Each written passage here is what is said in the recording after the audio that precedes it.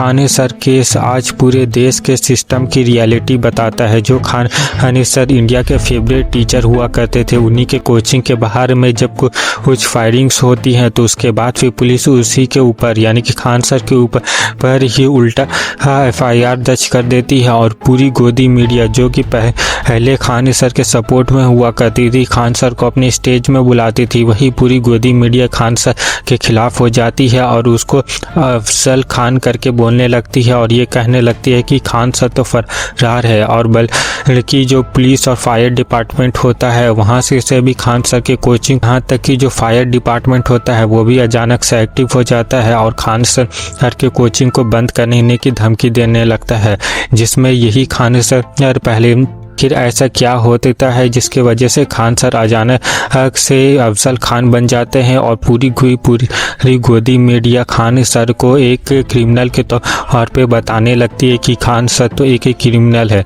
तो असल में बात स्टार्ट होती थी है तकरीबन 3 मई को नीट का एग्ज़ाम पेपर होता है और वो एग्ज़ाम पेपर लीक हो जाता है। तो जब एग्ज़ाम पेपर लीक हो गया तो उसके बाद कई सारे टीचर्स ने NTA से सवाल पूछा और धर्मेंद्र प्रधान का इस्तीफ़ा मांगा। तो इस चीज़ में जो खान सर थे वो सबसे ज़्यादा आगे थे। खान सर ने सबसे ज़्यादा तीखे तौर पर से NTA के ऊपर सवाल उठाया था और NTA के ऊपर क्वेश्चन किया था कि बच्चों का डायपर लीक नहीं होता, लेकिन NTA का बार पेपर लीक हो जाता है। NTA गंदगी फैलाए हैं तो साफ इनके अब्बा के करेंगे। चोट्टा कहीं का कहता है कि पैसा नहीं लेंगे, जो उनका लॉस हुआ वो कौन भरपाई करेगा? कोई बनारस का रहने वाला है, उसका सेंटर जा रहा है कानपुर। और इसी वजह से आगे चल करके खान सर को इस तरीके से परेशान किया जा रहा है पूरे सिस्टम के द्वारा। लेकिन पूरी बात हम लोग ध्यान से समझे तो सबसे पहले हम लोग शुरू करते हैं 3 मई से। 3 मई को NTA का पेपर लीक होता है और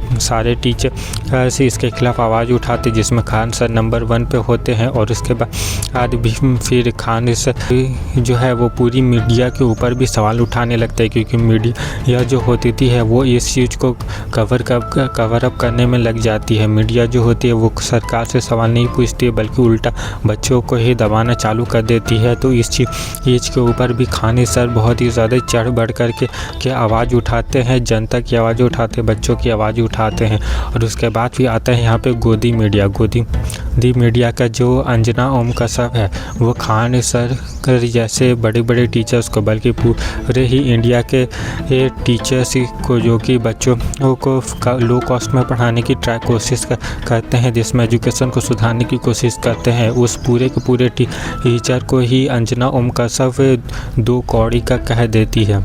और जब वो पूरे टीचर्स ग्रुप को ही 2 कौड़ी का कह देती है, तब जो पूरा टीचर्स होता है वो इस चीज़ का जवाब देने लगता है, इस चीज़ का रिप्लाई देने लगता है कि हम अगर सरकार से सवाल पूछ रहे हैं तो फिर 2 कौड़ी के हैं, और तुम जो सरकार की चाटुकारिता कर रहे हो तो वो कोई बहुत बड़ा महान काम कर रहे हो।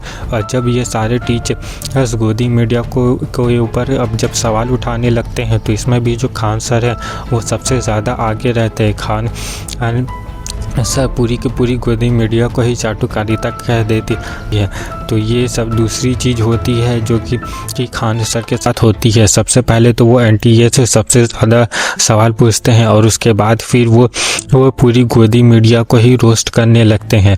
और उसके बाद फिर इसी तरह से थोड़ा टाइम और बीतता है और 2 जून को खान सर के कोचिंग के ऊपर अटैक होता है। हालांकि इस अटैक से पहले भी टीचर्स के ऊपर अटैक हुआ था, मतलब कि जो खान सर के अलावा जो बाकी के पॉपुलर टीचर हैं उनमें से कई टीचर्स की कोचिंग को बंद कर दिया गया था।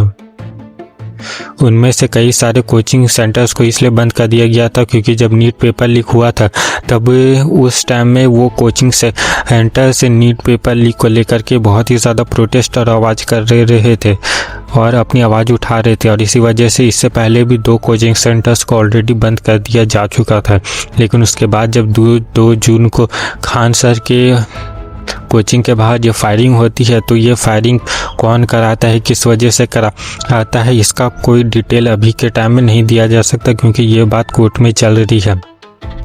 लेकिन ये जब होता है तो उसके बाद फिर ये एक मौका मिल जाता है इस पूरे गोदी सिस्टम हमको उस इंसान के दबाने का, जो इंसान नीट की बात कर रहा था, जो इंसान सरकार से सवाल पूछ रहा था, जो खान सर सरकार से सवाल पूछ रहा था, अब उससे ही यहाँ पे दबाना चालू कर दिया जाता है। सबसे पहले जो गोदी न्यूज़ एंकर होते हैं वो खान सर को फरार, खान सर को ये, खान सर को वो कह करके पूरा न्यूज़ शो चलाने लगती है और खान सर को पूरी तरीके से अफजल खान कहने लगती है। कुछ न्यूज़ चैनल्स होते हैं वो फर्जी लोगों को बुला करके लाते हैं और इस तरीके से बदनामी करते हैं। सबसे पहले तो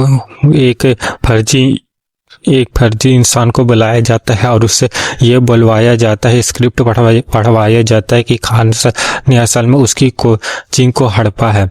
और उसके बाद फिर इससे भी बात नहीं बनती है, क्योंकि गोदी मीडिया को झूठ बोलना तो बहुत ही ज़्यादा पसंद है, तो इससे भी बातें नहीं बनती है। तो वो किसी खान सर के गांव में चले जाते हैं और वहाँ पे किसी और बिकाऊ इंसान को पकड़ते हैं और उससे ये बुलवाते हैं कि खान सर ने जो है अपने गाँव में बड़ी बड़ी ज़मीनों को हड़पा है। और इस तरीके से और भी तरह, जिसमें ये बात पूरी तरीके से फेक होती है। ये बस मोदी का चाटुकारिता व हालेला सिस्टम चल रहा होता है। ये बस गोदी मीडिया का फेक नैरेटिव वो सिस्टम चल रहा होता है, जो कि हम सबको अच्छे से पता ही है। तो ये सब सारा फेक नैरेटिव जो है वो सब खान सर के ऊपर लगना चालू हो जाता है। खान सर के ऊपर पूरी तरीके से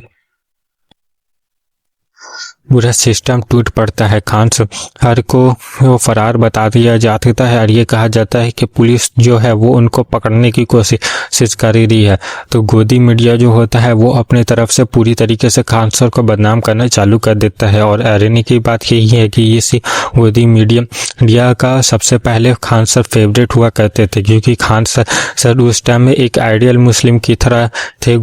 सिर्फ गोदी मीडिया के लिए एक आइडियल मुस्लिम की तरह थे, क्योंकि वो पाकिस्तान को इस तरीके से रोस्ट करते थे जैसा कोई भी रोस्ट नहीं कर पाता था। और इसी वजह से पहले के टाइम में खान सर जो होते थे उनको मीडिया चैनल्स के इंटरव्यूज़ में बुलाया जाता था, उनको लेकर के सम्मानजनक बातें कही जाती थी। गोदी मीडिया के द्वारा उन्हें एक आइडियल मुस्लिम का टैग दिया जाता था। हालांकि आइडियल मुस्लिम वही है जो कि सेकुलर होता है, लेकिन यहाँ पे खान सर को इसलिए आइडियल मुस्लिम का टैग दिया जा रहा था क्योंकि खान सर मीडिया के ऊपर फिट बैठते थे, क्योंकि खान सर पाकिस्तान के खिलाफ आवाज़ उठाते थे और अभी तक उन्होंने कुछ भी ऐसा नहीं कहा था जो कि गवर्नमेंट के अगेंस्ट में हो। और इसीलिए मीडिया चैनल्स जो थे वो भी खान सर के इंटरव्यूज़ को लिया करते थे। लेकिन अब जब खान सर ने सरकार से सवाल पूछना चालू कर दिया, तब जब मीडिया चैनल्स थे उन्होंने भी खान सर को फरार बता दिया।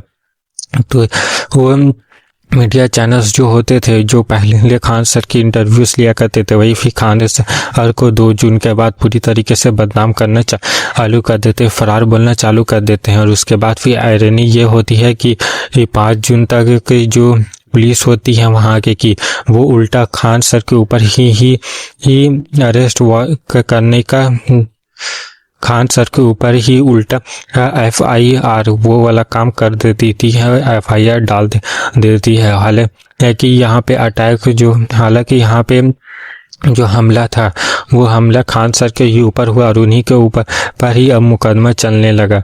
तो ये चीज़ आयरनी फिर हमारे देश में होने लगी और उसके बाद फिर टाइम और आगे बीतता है और उसके बाद फिर फायर डिपार्टमेंट आता है और वो भी अपना नोटिस चिपका देता है खान सर के ऊपर कि खान सर का जो कोचिंग है उसको हम लोग बंद करवा देंगे, क्योंकि फायर सेफ्टी सही से नहीं है। जिन जगहों में फायर सेफ्टी सही से नहीं होती है वहाँ पे कभी भी इनकी चेकिंग नहीं होती है। लेकिन जब खान सर ने गवर्नमेंट के खिलाफ आवाज़ उठाया तो खान सर के कोचिंग के बाहर ही फायर नोटिस अब लगाना चालू हो गया कि इनके कोचिंग को फायर इंस्टीट्यूट के द्वारा बंद कर दिया जाएगा। हालांकि ये चीज़ पूरे के पूरे सिस्टम को दिखाता है हमारे देश के कि कोई भी अगर गवर्नमेंट के खिलाफ आवाज़ उठाता है, कोई भी अगर सच की आवाज़ उठाता है तो उसे इसी तरीके से दबाया जाने लगेगा। और इसलिए यही काम जो है वो आज के दिन कॉकरोच जनता पार्टी में भी देखने को मिल रही है। कॉकरोच जनता पार्टी ने जब अपना फर्स्ट प्रोटेस्ट किया था धर्मेंद्र प्रधान के खिलाफ NTA से सवाल उठाया था, तो जो तो जब सवाल उठाते टाइम इन्होंने दिल्ली में जंतर मंतर में प्रोटेस्ट किया, तो जंतर मंतर में ही कुछ गोदी न्यूज़ एंकर्स आगे गए और उसके बाद फिर इस प्रोटेस्ट को पूरा बदनाम करने की कोशिश किया गया। जो गोदी मीडिया को जनता की आवाज़ बनना चाहिए था, वही गोदी मीडिया पूरी तरीके से जनता को ही दबाने में लगा हुआ रहता है। तो फिर गोदी मीडिया एंकर से जंतर मंतर पे पहुंचे और वहाँ पे अपने ही कुछ फेक लोगों को बैठा दी और उसके बाद फिर उनसे इस तरीके की बातें बनवाने लगे।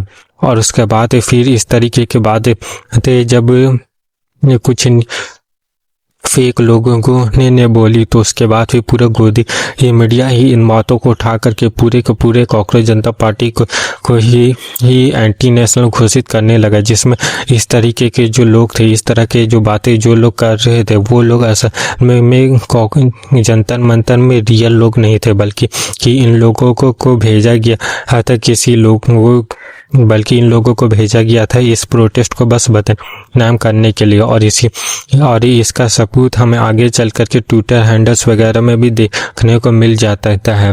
लेकिन उसके बाद हम अगर और आगे चले तो इसी तरीके के और भी लोग ये थे जिनको बस जंतर मंतर पे भेजा गया था ताकि वो कॉकरोच जनता पार्टी को आवाज़ को दबा सके। और इनकी आवाज़ को क्यों दबाना है? ताकि एनटीए और धर्मेंद्र प्रधान का प्रोटेक्शन किया जा सके, उनके ऊपर सवाल नहीं उठाया जा सके। लेकिन कॉकरोच जनता पार्टी जो है वो लोगों को इकट्ठा करने में सक्सेसफुल होती है। वो दिल्ली तक ही नहीं रुकती, बल्कि दिल्ली के बाद वो पुणे भी जाती है, लखनऊ जाती है और वहाँ पे भी जाकर के प्रोटेस्ट करती है और अपनी आवाज़ उठाती है। जो पेपर लीक से जो करप्ट सिस्टम है, जो अकाउंटेबिलिटी हमारे सिस्टम में ख़त्म हो चुकी है, उस अकाउंटेबिलिटी को वापस से जगाने की कोशिश करती है, लोगों को एक रखने की कोशिश करती है। क्योंकि हमारे ये कंट्री में जब भी कोई चीज़ आता है, जब भी कोई चीज़ जो होता है, तो उसके ऊपर हिंदू मुस्लिम का टैग लगा करके उस चीज़ को ख़त्म करने की कोशिश की जाती है। जब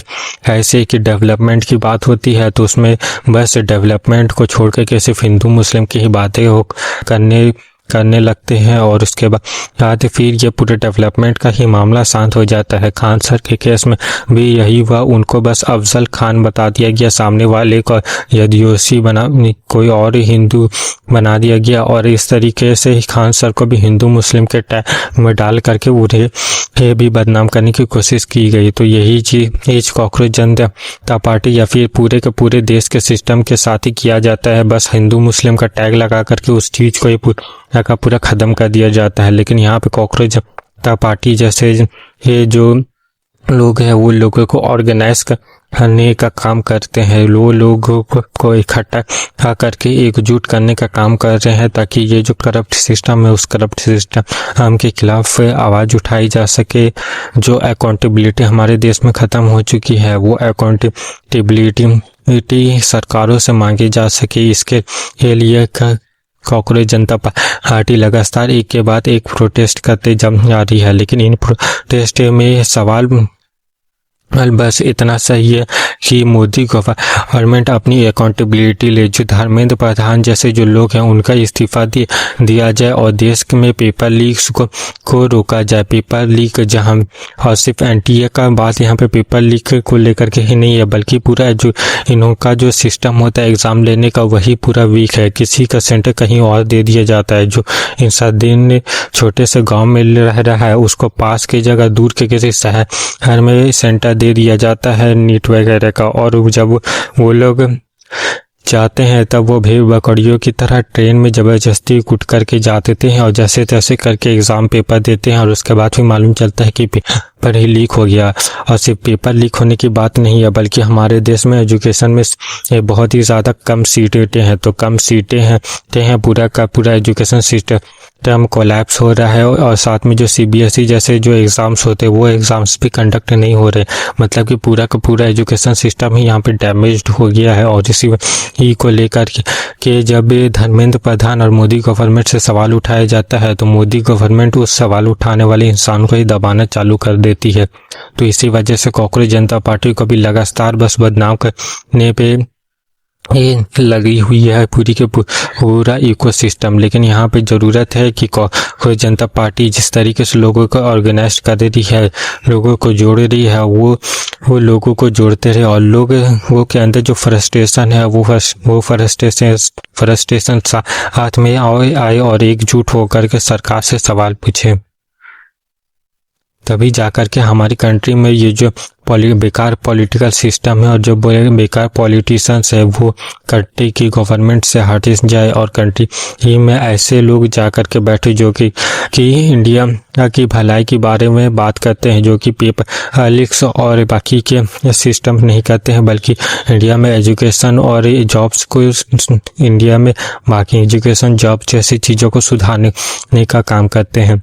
तो आज की इस वीडियो में इतना ही। अगर आपको ये current affairs documentary type video देखना पसंद है तो उसके लिए मेरे चैनल को सब्सक्राइब कर दे। साथ में मेरी ये वीडियो पसंद आई हो तो वीडियो को भी लाइक कर दें। मैं ऐसे ही और भी करंट अफेयर्स टाइप की वीडियोस को लाता रहता हूँ, तो आप मेरी ऐसी ही करंट अफेयर्स टाइप की वीडियोस देखने के लिए मेरे चैनल को जरूर से जरूर सब्सक्राइब कर दें। साथ में मेरे चैनल में जा कर के और भी बाकी के इसी तरीके के वीडियोस को देख सकते हैं। बाकी मैं मिलता हूँ किसी और वीडियो में, तब तक के लिए चैनल को सब्सक्राइब कर दे, वीडियो को भी लाइक करते हैं। मिलते हैं मैं नेक्स्ट वीडियो में, तब तक के लिए गुड बाय।